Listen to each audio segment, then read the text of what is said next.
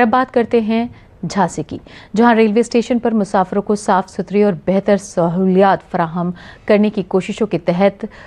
Coach mid life rehabilitation CMLR workshop में एक नई इन हाउस पहल शुरू कर दी गई है। वर्कशॉप की तकनीकी स्टाफ ने ललितपुर जिले में NSG 6 कैटेगरी के स्टेशन माता टीला, जिरौन, चखौरा स्टेशन और दतिया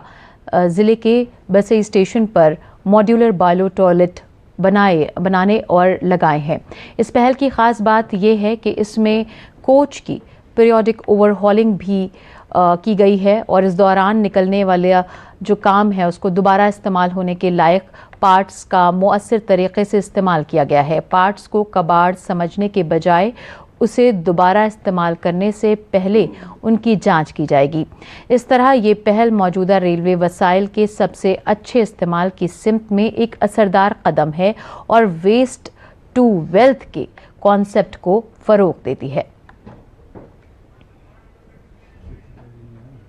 देखिए, भारतीय रेलवे हमेशा से यात्री सुविधाओं को बढ़ाने के लिए निरंतर प्रतिबद्ध है। उसी क्रम में एक वेस्ट टू वेल्थ का कॉन्सेप्ट होता है कि जो भी चीज़ रीयूज़ हो सकती हैं उसको हम बढ़िया तरह से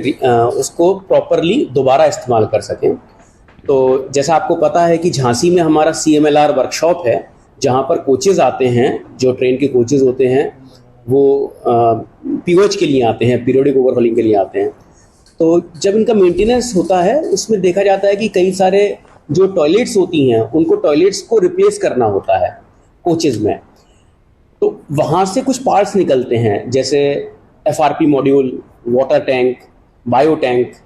जो कि उसमें हो सकता है उपयुक्त ना हो, लेकिन उसमें थोड़ा सा संशोधन करके और उसको रीअसेंबल करके CMLR का जो हमारा स्टाफ है उनकी टेक्निकल एक्सपर्टाइज और उनके एक्सपीरियंस का हम लोगों ने फ़ायदा उठाते हुए, जो कि एक तरह से स्क्रैप मटेरियल हो सकता था, उसको हमने असेंबल करके और ये मॉड्यूलर टॉयलेट्स का कॉन्सेप्ट इंट्रोड्यूस किया है। तो जैसे जैसे